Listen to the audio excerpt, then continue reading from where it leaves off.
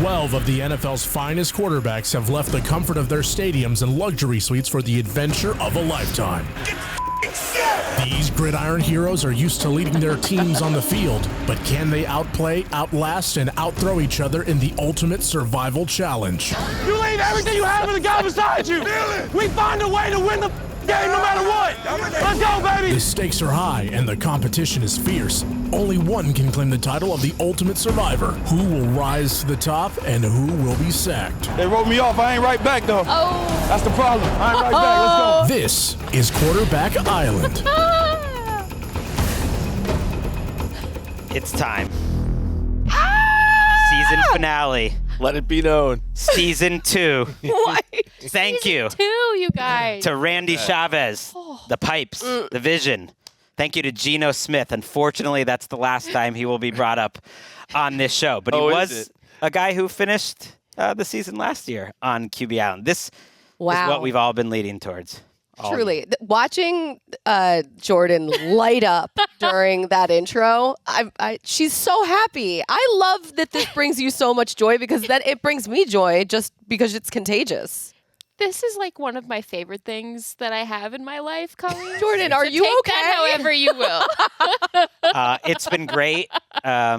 It's becoming a part of the culture. I know you guys have been getting some comments about it. And I love when that happens. I saw a reference from Theo Ash, who's good on TikTok, but I saw this on Twitter where he said that Baker Mayfield belongs on mid-quarterback island. Oh. But it just means that it's getting into the culture. Oh, man. Spin-off idea. We're going to do the Channel Islands version. No. We're going to call those the keys. Oh, yes.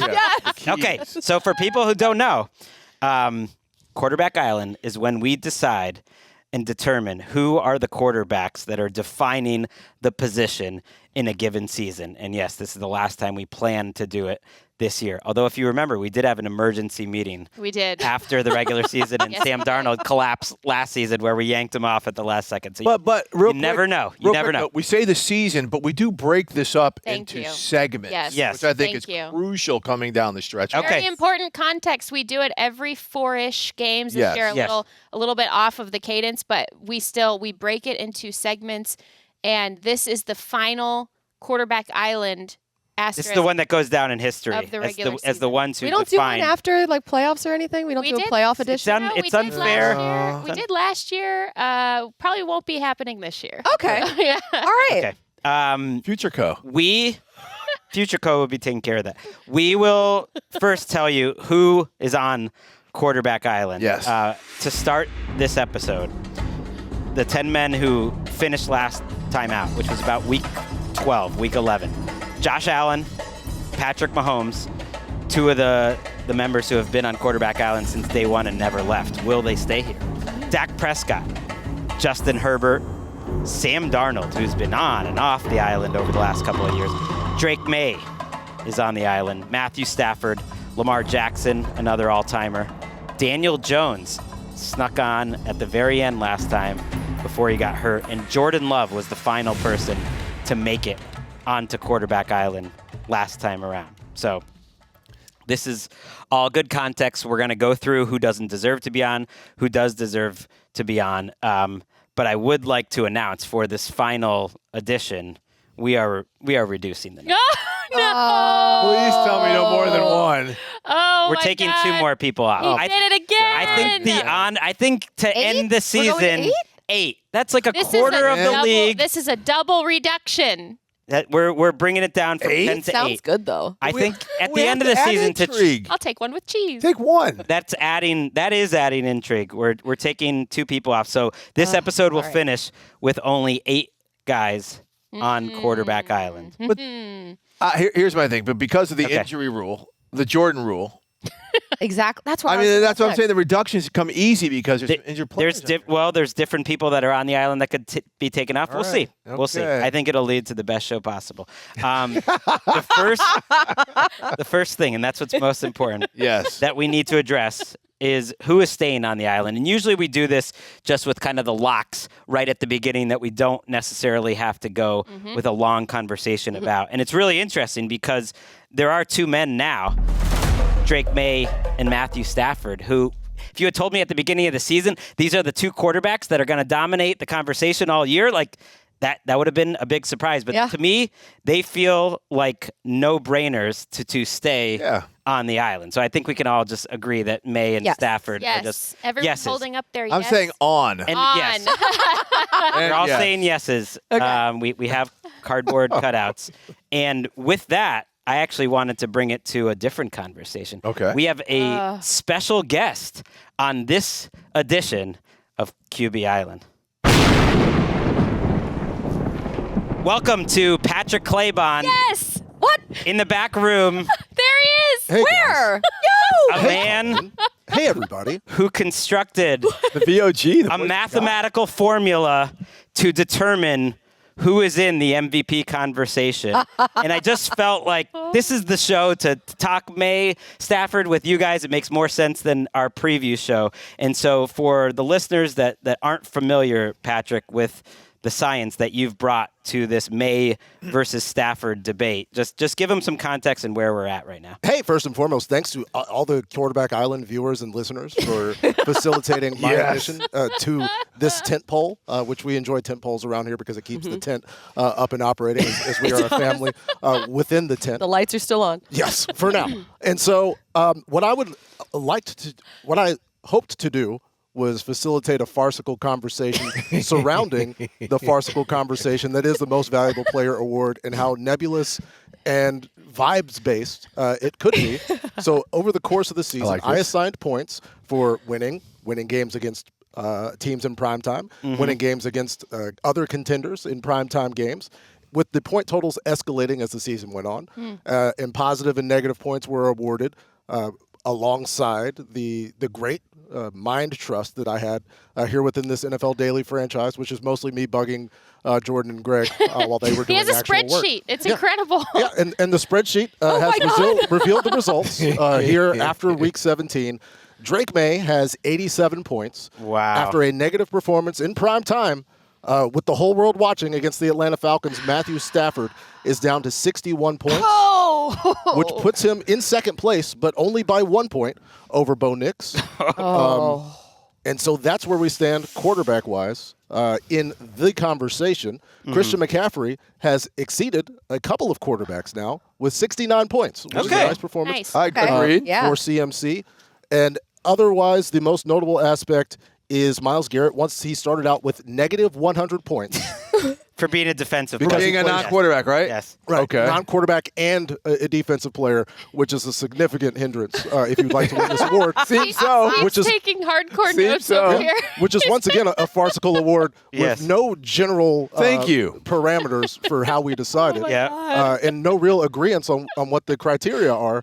He has 47 points. Okay. So it's a Good to great know. performance by Myles Garrett. Okay. But the conversation scoring, which again is not my attempt to highlight who I believe should be the MVP, And it's Drake Maye. Patrick, Hello. it is really funny because you made this conversation all about how it's all vibes-based, right? And kind of ridiculous. And yet, because you know how the voters think, and you kind of figured out what the formula is, primetime wins, leading in touchdowns, this or that, maybe it's not as vibe-based as you think, because the formula has spit out who is now the favorite to win the award. Like you have now nailed it, and it's really because what I've been saying all season is all that matters is whatever happens in weeks 15, 16, 17, like that's who wins the award. That's basically how the voters do it, and that's where Drake Maye has made this big comeback points-wise. In which it seems like a silly way to facilitate a season-long award Agreed. by picking out 3 weeks at the end. Thank you. Much in the same way that a lot of teams who consistently lose make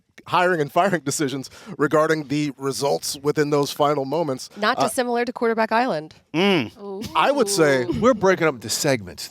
Right. Quarterback Island has introspection. You guys are aware of the task that's at hand. I think, not to diminish the efforts of sports writers, but they're very proud of the things that they believe and their opportunity to say something. And when you give them a goal which is loosely defined, they're going to try to get their own personality in it by any means necessary. And that's how we've resulted in this award that nobody knows what we're voting for, why we're voting for it, or how it's going to work out. I'm gonna stand up for sports writers and say this is the same thing that the College Football Selection Committee does as well. Yes. Yes. Okay. These are the College Football Selection Committee rules we're playing with. Equally bad. My mind is kind of blown here, Patrick, because it sounds like what started as a metaphor became a real equational system. It's become sentient. It's taken over. It's not myopic. No. Good job. She did it. But we've come full circle back to the real equation can shine a light on the ridiculousness of the metaphor, because there's a reason that the metaphor exists. It's because people aren't using the equation, but they are. I mean, without even Christopher Nolan, without even knowing. I mean, there are weaknesses here. I would like to know what you would suggest otherwise, because if Matthew Stafford had this game, let's say in week 7, the 3 interception game against Falcons, he would not have necessarily been in as commanding a position as like he felt like he was in the first place. But I mentioned this Monday night. I don't want to repeat myself, but the only thing that annoys me are the people that are super strident, how ridiculous it would be to pick one or the other. It's just a beauty contest, and you can make your case, but it's just like you're just kind of picking off whatever. They've both had great seasons. It's not obvious whatsoever. Okay, so what was the point differential last night? 3 points, right? Yeah. And they lose to Seattle by 1. Matthew Stafford throws almost 500 yards by Seattle, Seattle, and that's kind of he lost that game too. But you were pointing out, Patrick, if they had maybe called PI on the Falcons late in that game and the Rams go on to win that game, that would have changed. Which is a great argument. The formula, which is ridiculous. Which is crazy, because he still did not play well in that game, but he happened to make a play at the right time. Is real. And it's interesting, Greg, that you bring up a Week 7 idea to this, because that's kind of what started this, was the idea that games really mattered after Week 10. and again, this is a season-long award in which the season's results are cumulative.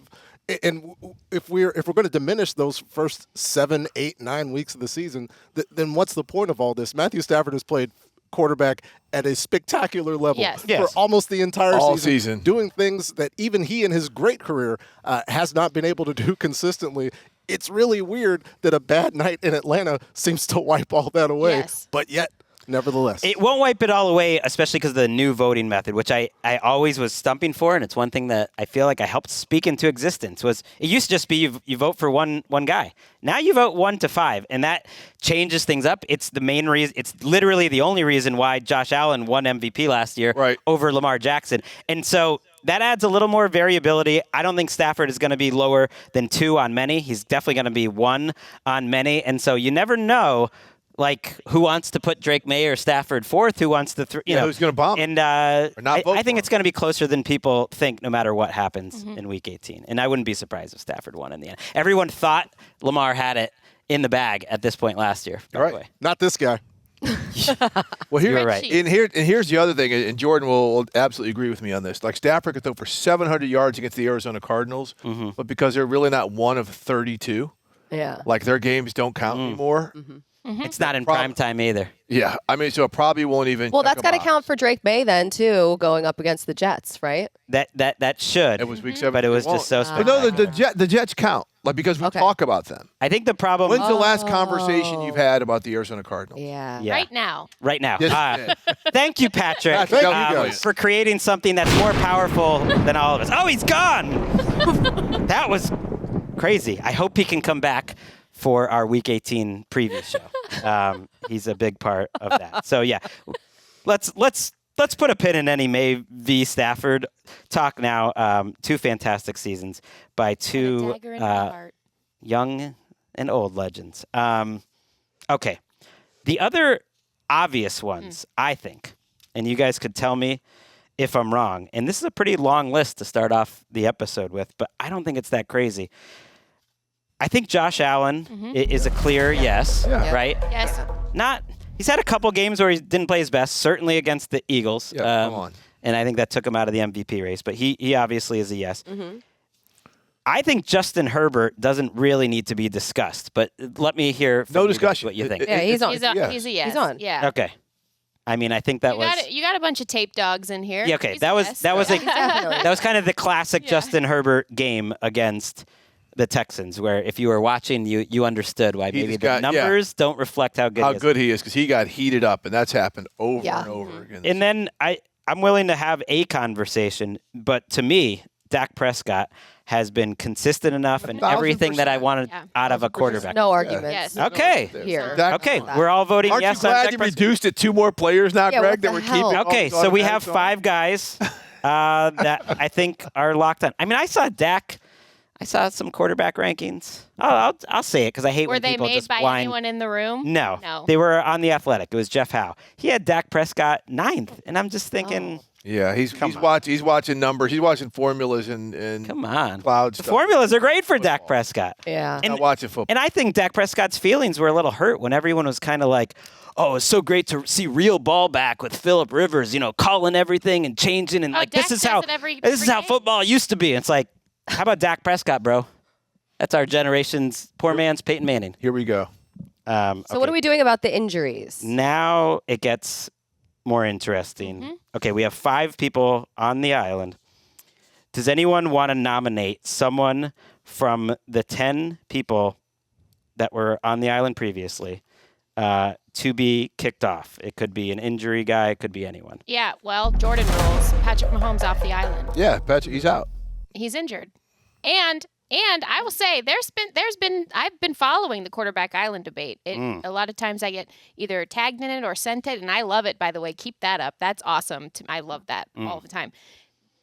You could make some argument that even before the injury, Patrick Mahomes was not consistently playing like up to the automatic status. Like there should have at least been a conversation about Patrick Mahomes entering before the injury. Now he's off to me because he's hurt, but we could have had the conversation. Now about it. there is like some wiggle room with the injury stuff. We left Lamar Jackson on controversially last time around. If Patrick Mahomes was having an MVP caliber season, like I think we would be talking about leaving him on, but he didn't, and listen, I think that's a fair point. And also, we left Lamar on understanding there was maybe a week left before he was coming back. Correct. This is the end of But the I year. just mean if This is the end of the year quarterback island. He's not coming back this season, and he was kind of on the fringe before that. He is a quarterback who defines a generation, absolutely. But for the purposes of this episode of Quarterback Island, he is off the island. So Patrick Mahomes is off the island. well, we got to vote. Daniel Jones, too. We got to vote. Yeah. Let's vote on Patrick Mahomes. So, yeah, he's I vote no. No. off the island. I vote no. I did think the second part of what you said in terms of him being borderline was almost as important as the injury, because I am putting myself in a place where he's having an MVP season, MVP caliber. Let's say he was kind of like Carson Wentz, in that one season, or maybe even Derek Carr in that one season where he gets hurt late, or Patrick Mahomes. Let's say he, in one of his MVP seasons, he got hurt here in week 14, 15. I think that would be a conversation. Yes. But, yeah, it's crazy. He was playing some of the worst football in his career right before he got hurt. Even though he's of his career was a high standard, but he still was like basically leading them in rushing and everything else as well. So let's not just look at the passing numbers. He was still big playing at a mess high level. everywhere. Okay, you mentioned Daniel Jones. I know this hurts, but yes, that's an obvious. He's got to go. Sad. That's a no. I'm so sad for the whole situation in Indy. I saw your thing He gone. with Carly. Thank you so much, Colleen. Yeah. That was Everyone cool. should check it out. Thank you. Carly- Where can they I haven't find read it? it. Ursay Yeah. Gordon at The Athletic. Yes. Wrote a profile, fretted a lot over it, honored to write it. It was awesome. We might hit a little more on the preview show. I think it's a good time for Yes. it when we're talking Colts. It will be remembered, though, that Daniel Jones played well enough to be on the island for half of this season. So, Well, which job, eh? goes counter to the argument Patrick just made. The first 10 games of the year don't matter. matters to us, not in the MVP, but it point. matters Good point. to us. Okay, so there are 3 other players that are on the island who we could table for now if we wanted. Lamar let's go. Jackson, Sam Darnold, and Jordan Love that we haven't talked about. Jordan Love's got to go. Whoa. Tell us why. He's got to go. I mean, I don't think he's been great. You know me, I've always been on the fence with Jordan Love. He's incredibly gifted, but he's never done anything where I'm like, woo, that's that guy. Okay, then he gets crushed a couple weeks ago, so he hasn't played in a couple weeks. He has not. When I look at some of the other people that could go on, he doesn't belong ahead of them. Well, we can get to them later, but that's more of my argument. We could talk about the arm strength. We could talk about this and that. Since you reduced it to 8, Greg, yeah, and he wears number 10, I don't know if I would have put him on if it was 10. I really want to. I want to table him for now because I want to compare him to some of the other people. Right. But where I would push back on you would be the moments that make you say, "Wow!" That Bears game to start out, he was playing outstanding. Okay, football. now The week before against the Lions, he was playing incredible football. I think in terms of when we put him on the island, and it was very close. We weren't sure. The stats would have him in the top 3 or 4 in terms of success rate, EPA per play, all that. He was right on the borderline. And then right after, I think he went on a heater after, and I felt great about putting him on. So the fact that he gets hurt here with a concussion, that he's going to be back for the playoffs and everything, and he was playing great, I just want to compare him to other people and maybe just hold off for now. Okay. I think it is fair to table him. I think there are 2 truths in both of these positions that you guys have taken. One being that I do think that it kind of hurts Jordan Love's case a little bit for the last few weeks to go out and see Malik Willis play the way that he did. Yes. Gorgeous football. And then also, to Greg's point, the ceilings for Jordan Love are higher than almost any quarterback in the league. And to me, it's like when you see the highs, you're big eye roll here from Weiss. Well, that's because the guys. The ISO wasn't on him, so I had to tell the audience. That's like the guy. It's an audio medium. Not saying that, but for the guys, I think we should suggest to possibly going over him. Their ceilings are higher. Okay. That's why. Yeah, I mean, I love it. again, I not hating, but I am hating. That's the other thing too. That's why I love about Quarterback Island. To be clear, that is part of the magic of Quarterback Island, is that we're not taking these like really like antagonistic positions about these players. This is a fun place to discuss all of it and the range of opinions, and I that's what I love it. All right, because we're not ranking them, Greg. We're not ranking them. It's the guys who are defining the season. Jordan Love, he's kind of come in and out. He's been in a lot of big moments. Unfortunately, the Packers. A lot of fourth quarter like game-winning drives for him too. Mm-hmm. Okay, let's put a couple other guys. Let's table in there, right in that box as well. Lamar Jackson, I actually don't think is going to be a hard conversation. No. To me, Patrick Mahomes had a much better case to stay on the island for how he was staying. So if we voted Mahomes off, we're straight nose. It feels real weird to do it, but I know. Yeah, just same as Mahomes, but and he might play in Week 18. Lamar Jackson, as we're taping this, we don't know. No. Mm-hmm.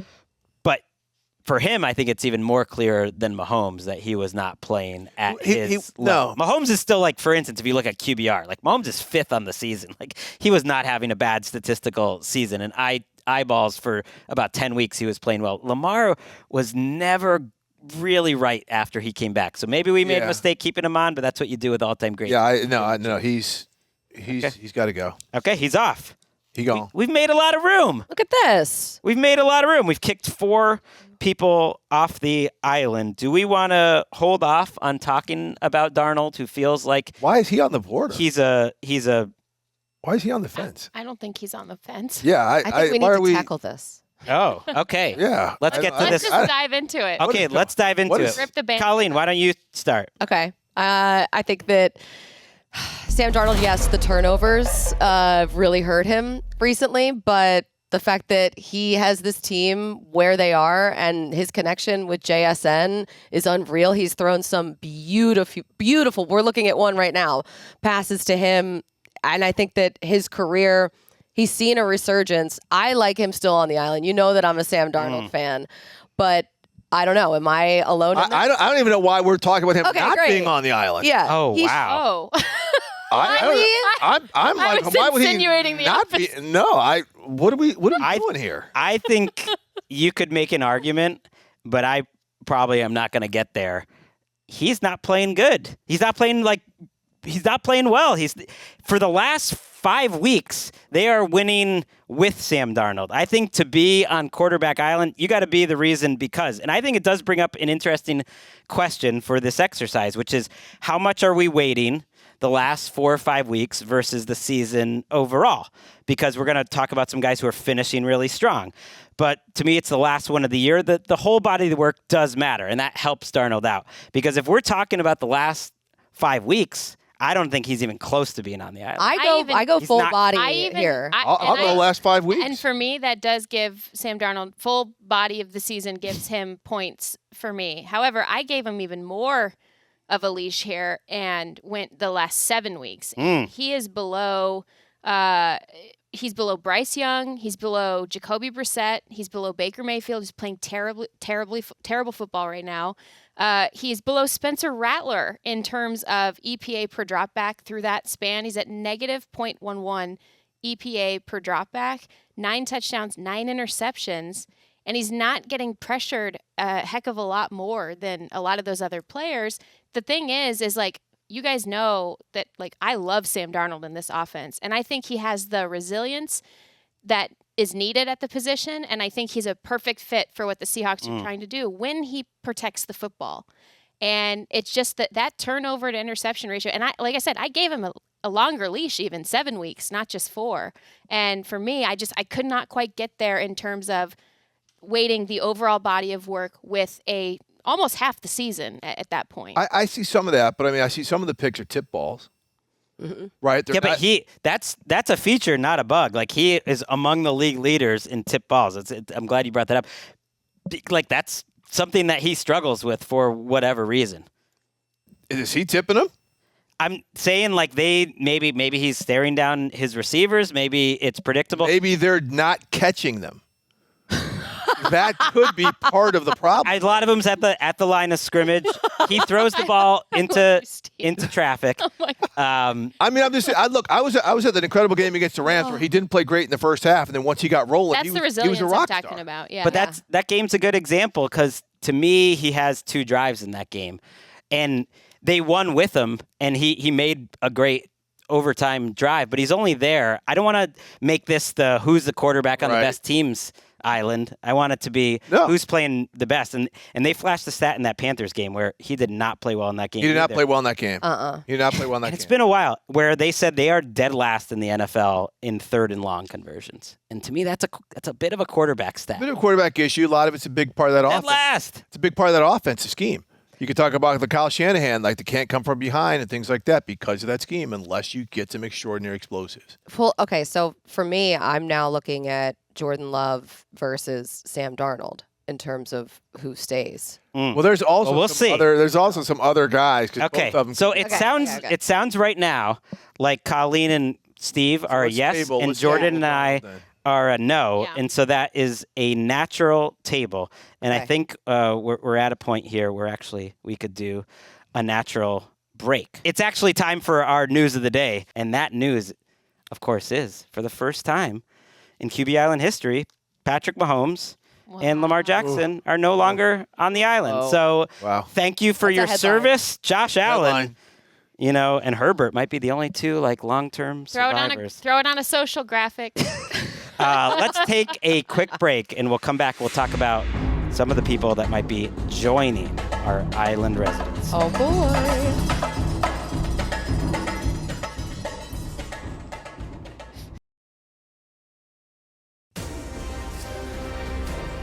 Back on Quarterback Island. I said it was going to be tough during the break because I started looking at these names. Yeah. These young men who have played fantastic this year. We're going to have to leave some people off. And you said that's why it's Quarterback Island, Jourdan. It's tough. It's tough. It's agonizing, you guys. But that's part of getting to the island is making that swim. It's not supposed to be easy. Okay, so you know who... still waters around the island. I will mention some people... And remember... Yeah.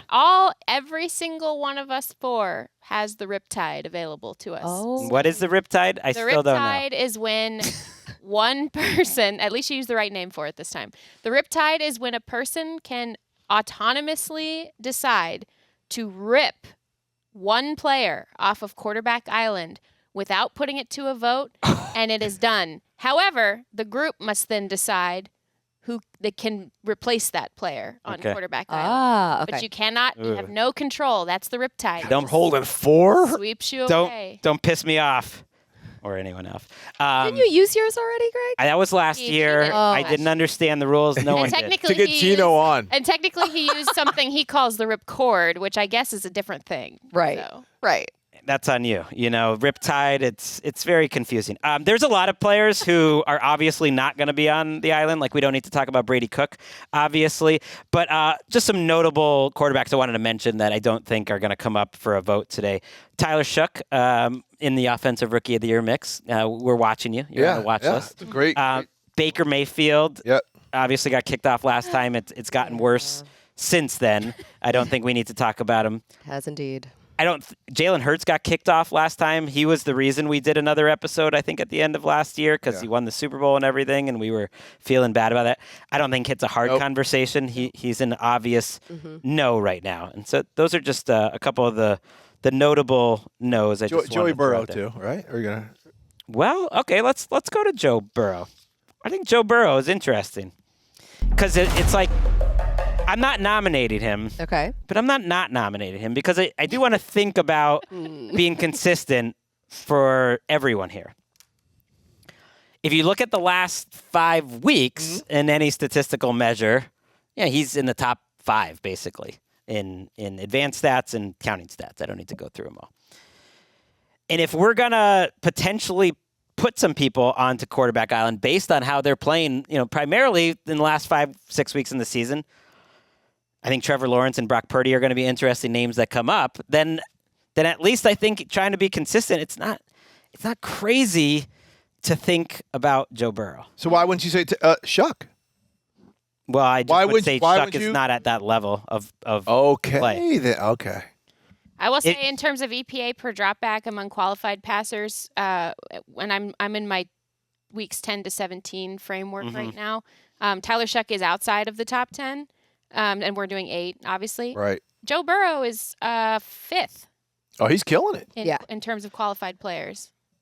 Now, is he defining the position? I think he takes a pretty big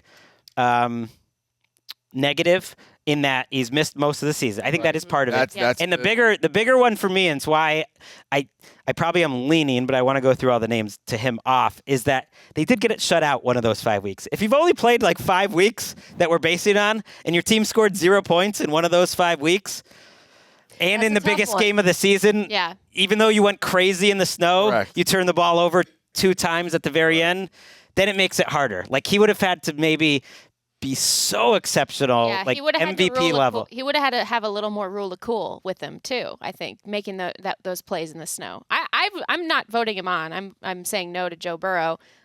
Look forward to it next year. I think he'd be on the island if he didn't miss so much of this season because of the sample size that we have from him and knowing what he's done before. But even after he came back from the injury, he's played really well. But I think it's just missed too much.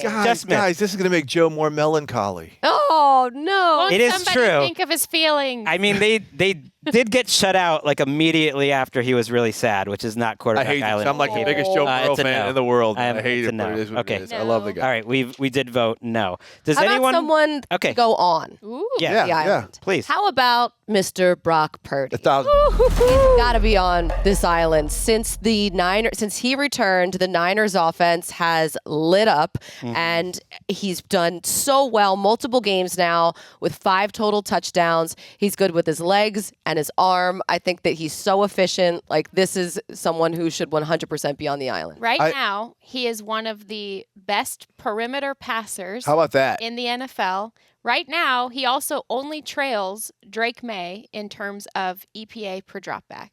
He was always known as a kind of in the middle of the field type of passer. Now he's perimeter. He's moving the ball. But, I mean, something Greg says all the time when he's talking about quarterback island, defining the position. I don't know anyone who's playing the position better than him right now behind an offensive line that's rotating. He had George Kittle sometimes he has not. He's got Jourdan, let it be known, Jennings. that he's throwing the ball to. Wyche said it last night on the pregame show. I said something about Jourdan Jennings, and he said, let it be known, and I stopped dead because I was like, yes?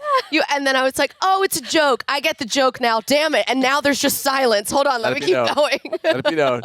But, I mean, he's just I mean, you could say ho on NFL Daily. Maybe not. I'm not saying he's a ho. Shelby Harris did. Yeah. I just think the fact that Shelby was great in saying "let it be known" like 4 different ways. Like when he makes a play, like "let it be known" Jourdan Jennings is making a play. Let it be known. Jourdan Jennings is one of the best supporting actors of this season. Absolutely. So Shelby Harris. And Brock, look, Brock's got the Dougie going on. We just showed it. He's doing the Dougie, but I don't. It's to me. Look at Brock. I mean, the last 3 games, 11 touchdown passes. He had the stink. They haven't Carolina. lost. He's doing it. He's only thrown 5 interceptions on the season. He's doing it like in big moments. You're watching him. He's giving you the wow factor. He is defining the position. The only argument that I think you could have against him is the playing time. That he's still played less than Mac Jones this year. Which is crazy. And that's why I thought we had to talk Burrow, because if we're going to put Purdy on, they've played around the same amount of time. And so you at least have to think about Burrow if we're willing to accept it. But One's ultimately, number 1 seed too. Yeah. I'm with you guys. I think he's a yes. And let me correct myself. 9 interceptions on the season, still a yes to me. But I was looking at my 10 to 17 parameters. And that's when he's got 16 and 16 and 5 in that run. And I think he's better than he was when he was an MVP candidate, and sort of had the same moment that Matthew Stafford had on primetime and lost in a big spot to lose the MVP. We are on Brock Purdy. I thought that would be tricky. No. You seem to have come into this show with a lot of thoughts, Greg. I just made a list. I thought he'd be at 7 or 8. It's a real switch here. It's a real change from how you normally are. And you are dealing with a fairly favorable Brock Purdy crowd right here, too. That's fair. Okay, so now there's 6 spots taken. There's 6 spots taken. And you could always change your mind as we go, but there's 6 spots taken. I mean, I'm saying we always said have if we the got Riptide available. We could, or if we had 9 on, we could eventually decide to kick someone. Just because I respect him and I want him to mention him on this show, since we've kicked Jared Goff off, he's actually played better. Yes. And if we're just recognizing great quarterback play for this season, I think the first 8 to 10 weeks hurt him a little bit. Don't think it was one of his best seasons. For the last 4 or 5 weeks, he's been outstanding. He's been what? Outstanding. I know he outstanding. Not against Minnesota on Christmas. That probably got him off. Before that, I think it was one of the best 4-game stretches of his entire career. And they've lost games, and that's why quarterback is not about. I think he's showing he can do it when it's not great around him. Until that Minnesota game, I would agree. I think he was playing individually, kind of grading his performance every week. I think he was on a heater. And they lost. He was playing well. I guess I just need to play better stretches, which shows you how good of a player he is. And then again, that Minnesota game. The Minnesota game killed any possible chance of making it onto an 8. No. That's a no for Jared Goff. But just wanted to give him the respect of getting voted on. Can I? Please. Do it. The floor is yours. To the panel. Do it. A1, Trevor. Oh, Lawrence. Easy. Yeah, he's on my list too. Defining the way the position is played this year, defining the story of the quarterback this year, defining a team that is exceeding expectations and a playoff team and a team that is rolling right now and is really clicking in that offense after a little bit of an up and down inconsistent start. Really, really fun to watch, has great skill guys around him, getting help from a run game, getting help from an offensive line, sure. But Trevor Lawrence is also making things happen. He's not making that one catastrophic decision per game that tanks the game. He's lifting the floor of this offense quite well. I said it after one of the best games I've ever seen him play, probably the best game I've ever seen him play in his career a couple of weeks ago. Trevor Lawrence, the playoffs are in the distance, but first up is quarterback freaking island. Welcome, my friend. I would agree, and I tell you, the playoffs. If teams are not afraid of Jacksonville right now, they will be. Yeah. Because they're killing on both sides of the ball. But Clemson Trevor is the reason why. We saw Clemson Trevor early in the season against Denver on Monday night, and now he has really dialed it up. And this is where James Gladstone, the new GM, by getting Jacoby Myers, oh my God, it almost is like, okay, now Trevor's kind of like, I've got 5 or 6 guys to throw the ball to. I don't have to focus. Brian Thomas Jr. is the one player we don't talk about them. We don't talk about much because you got Parker Washington, Travis Etienne, the tight end Brent Strange. I mean, is it Strange? Yeah, you're right. Yeah, you got it. But he's spreading the ball out. It's no longer I got to get the ball to this guy or that guy. It is like the world has opened up to Clemson, Trevor. 9 rushing touchdowns, too. That's what I was going to say. He's using his legs, too, and not really turning over the ball. I know he had one interception this past game, but otherwise, really clean football. Yeah. Your eyes were lighting up just with Steve talking Trevor Lawrence. We've got some big Lawrence fans here. I am leaning. Well, I have not always been a Trevor Lawrence and fan. I'm leaning yes, but I do just want to make sort of the point that if he's on, it's just for the last 5 weeks because he would be below average for the first chunk of the season. Yeah. So it is recognizing, I think, that you can be so hot late in the season, and he is playing like as well as any quarterback in football that it's so exceptional that you just have to put him on because numbers-wise, this was kind of surprising to me. So I went through 5 numbers just to have sort of a blanket of like, okay, just what's their profile statistically. A charcuterie board. Yeah, and season long, and this is QBR, it's EPA per play, it's success rate, it's completion percentage over expected, and then it's PFF. PFF, which is more subjective, that's the only spot where he's even in the top 10. They have him 10th on a play-to-play basis. Just pure numbers, the other ones are 19th, 17th, 14th, and then 28th in completion percentage over expected because he's not always that accurate. He is an average quarterback if you take the whole season and bucket his stats. That also is not really including rushing, which is a big factor for him. But it's just something to point out that he is a really unique case if we're putting him on. Yes, and I think that's all fair to point out. And it also is fair to say that when you turn on his tape and you see some of the throws that he has made, including some of the out-of-structure play-extending throws, and when you also do see him use his legs and factor that into the equation, which we have done so for other quarterbacks who have been on the quarterback. Oh, yeah, you have to. QBR, by the way, does. I misspoke there. I would say, like, the highs of this stretch that he's on right now completely lift the rest of the season. I agree. I vote yes. And real quick, on one last thing on the Jags. While we're voting, we're all voting yes. Trevor Lawrence is on QB Island for the first time. There we go. Now, first up, does anybody look more like an island guy than Trevor? Golden Child, come on. But can we get over the small market thing because they are London's team? London is a large market. Shad Khan, one of his and this is a conversation I've had with Shad, one of his recruiting elements to players is, come work for us. We can get you on billboards over in London. You can be the American football Messi. Oh. Okay, so you can be all on the... Yeah, I don't buy the small market team thing either, but I do love how Duval, like Jacksonville fan, embraced Liam Cohen is because he will never miss a moment to be petty. And I mean that as a compliment. Like he will not miss a moment. And the fan base has been dying for it. And I love it for them because he's got the one-liners and he just goes for it. And it's awesome. He gives no Fs. Florida man. They've been averaging over 30 points a game since that bye where he really turned things around. And, yeah, they've won 12 games. They're one of the stories of the season. He's on. We only have one spot Can I come up with my perpetual landmine guy then? Oh, man. Okay. Bo Nix. Okay. I'm so glad you brought him up. Bo Nix. Okay, you talk about a guy going on a heater. He had about a 3 or 4 week run where he was killing it. His team is winning. Then he keeps doing this. Oh, my gosh, he's playing like crap for 2 quarters. And then he kills it on the final drive. When we're looking at some of these other people on here, including a guy like Jordan Love who's on the fence, do you say, like, Bo Nix is doing it for a team that's number 1 seed right now, and they're winning more so because of him? He's not losing them ball games, right? But are they winning because of him? Well, they're winning because of their defense. Are they winning with him? And so that, to me, is like... I would say this, though. He's making the plays when they have to make him in compliments to the defense. That's why I'm saying I don't think we can ignore him. I don't think we can ignore him. He's got the numbers, not just wins and losses. He's got the rushes. He does things to put defenses in conflict all over the place.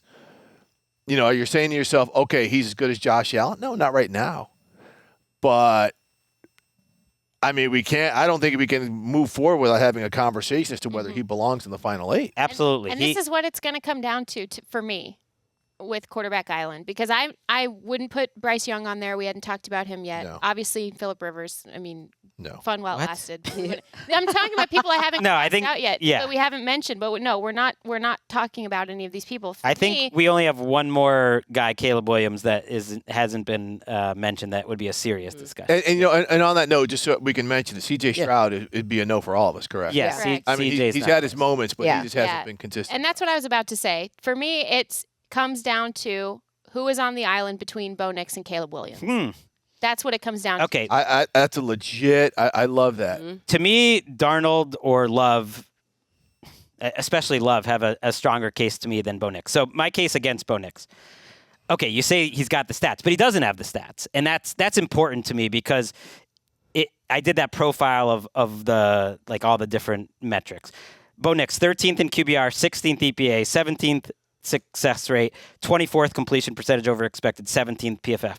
And that reflects how I feel watching football every week. If I'm slotting in all the quarterbacks and who's doing exceptional things, who's helping, who's not, he, to me, is somewhere in that 14 to 17 Then you can't put Caleb on. range. You can't put him on. I think Caleb will be an interesting talk, too. But the difference that Caleb has, I think, at least over Bo, if I'm comparing those two, although putting my cards on the table, I think Love or Darnold would be better picks than either one, I think. Caleb has defined the season because of the plays that he's made, because of the wow factor, because of the moments that Bo's been great, but Bo hasn't had those moments. And to me, I'm knocking him for the first half of the season, too, where he hasn't had those moments. That's when they won the ball games, when he was making those moments. I mean, Caleb's not completing 60% of his passes. the game against the Giants is such a. I mean, That's a moment. stands out. That's a big moment. Such a moment. It's a big moment. The story. I think he needed to have a Trevor-like run Yeah. to make up for his first half. And to me, he hasn't been at that level. He had 3 games where he was 300 plus in a row. He has thrown for a lot of passing yards. Yeah. I mean, up until last week, he was rolling for about a month. Right, but do you think he I think that's a good example. The Jacksonville game, for instance, he throws for over 300 yards in that game. Do you think that's a QB Island performance? That was kind of, to me, a QB Island off, and Trevor wins that. Yeah, I mean, game. I think they got dominated in every phase in that game. I think as a team, but again, when I look at Caleb, who I love, and I would love to get him on the island. Let's talk about him. But I was saying, based on your arguments of what you're just saying against Bo Nix, and you can't put Caleb in that conversation if you're using that as the criteria. I'm not. That is not the only one for me. But I think if it's supporting what I'm seeing, I'm using stats. I'm using define the position. Gregg's adding a 6th gear. No, I'm saying you got to. He would be a guy to me that would have to make up for in stats what he's lacking in sort of eye test. I think the story of who Caleb Williams has become as the franchise quarterback of that team and the way that he has continued to thrive in the most unlikely moments is something that dramatically lifts the stat sort of truth to me. I agree with that, absolutely. I also think that Bo Nix, for similarly, same second year quarterback, same kind of thing.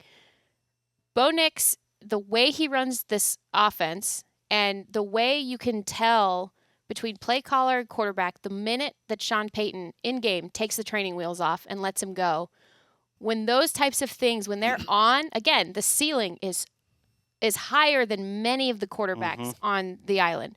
So that's what I'm kind of stuck on.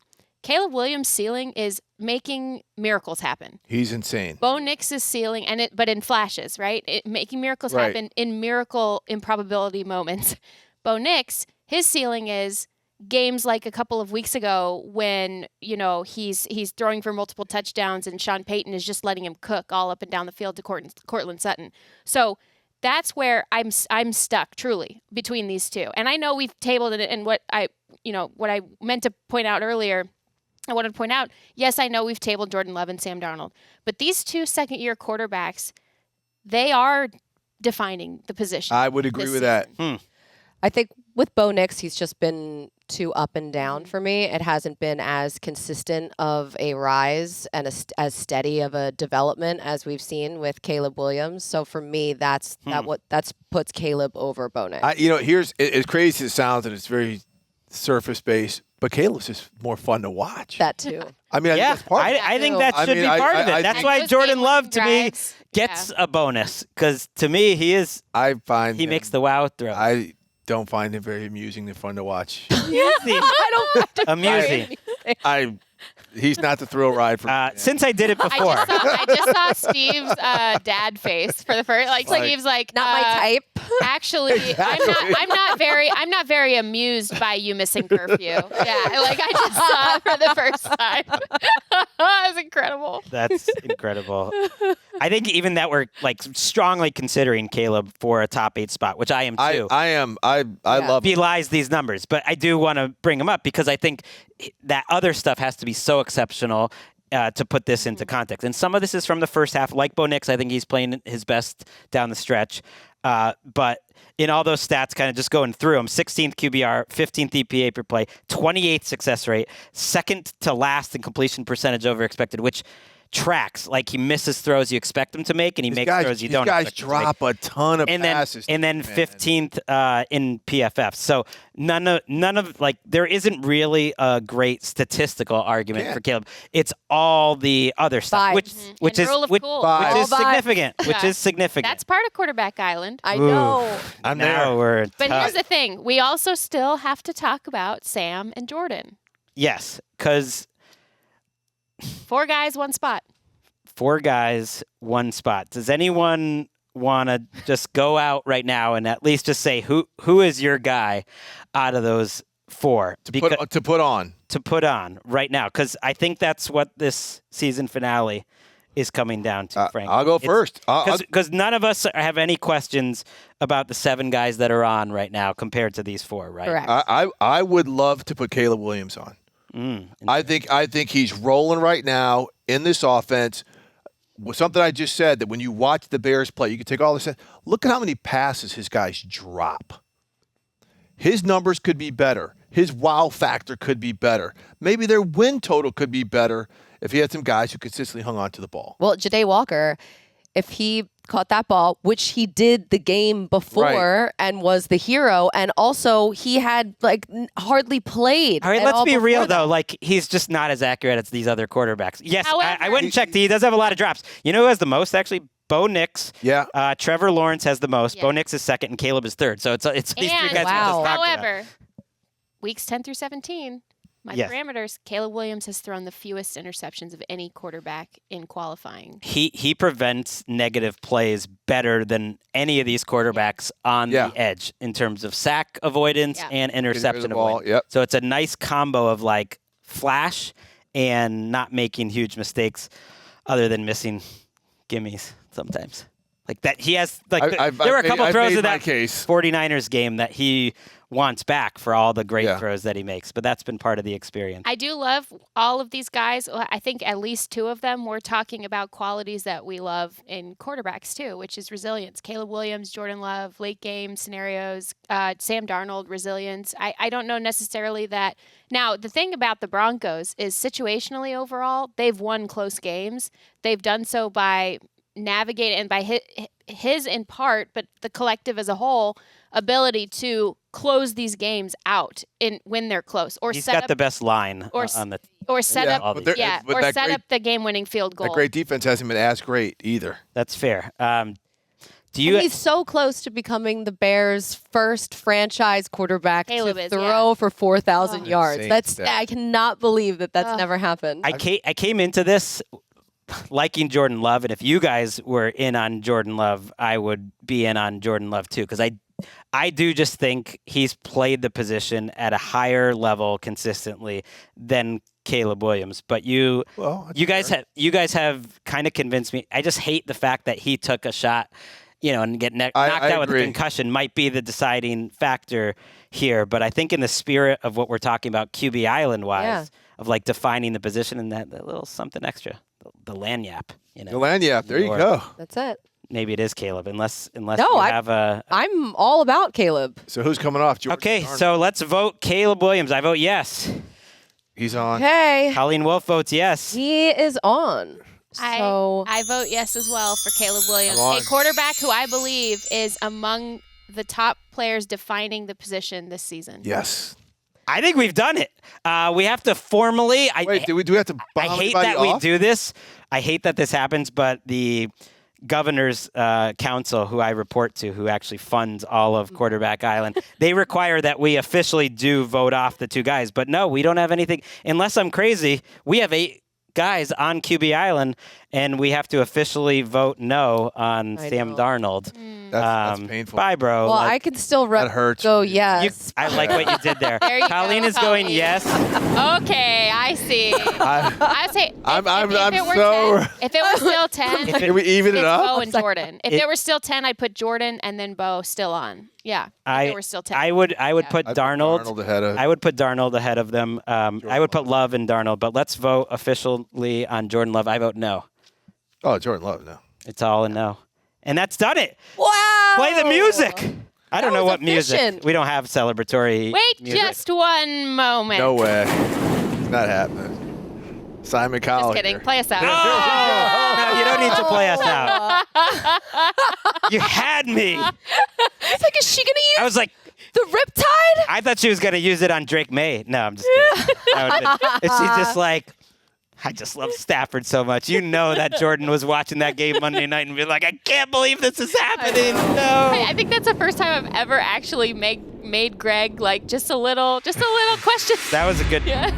Okay, we were like, Simon Cowell? What else? Let's name the official Okay. residents of Quarterback Island season finale, we think, season 2.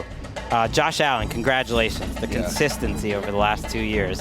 You deserve it. Dak Prescott, great job. Justin Herbert, didn't even have to debate Still you. doing it. Drake Maye and Matthew Stafford, 2 men who we'll discuss on many future NFL dailies, I'm sure, in terms of the MVP conversation. And then voted on to the island today. Congratulations to Brock Purdy, back on the island. Oh, yeah. Started the year there. Yeah. We might have forgotten, but started the year there. Trevor Lawrence, first time Oh, yeah. on Quarterback He's Island. going to love the island. Liam Cohen is kind of a QB Island kingmaker right now. He did it for Baker. yeah. He did it for Trevor. Whoa. And then another one is Ben Johnson, who helped Jared Goff out, certainly. And now him and Caleb Williams. Wow. Beautiful. Bears fans, you can't say we're haters anymore. Small market island for Trevor. That is it for today's Quarterback Island. Thank you to Colleen Wolfe, Steve Wyche, and Jourdan Rodrigue. We will be back on Wednesday with our big preview show. We can't top this, though. We should just quit now while we're ahead. Happy New Year, by the way. Happy New Year! Yeah. Happy New Year. Let it be known. Let it be known.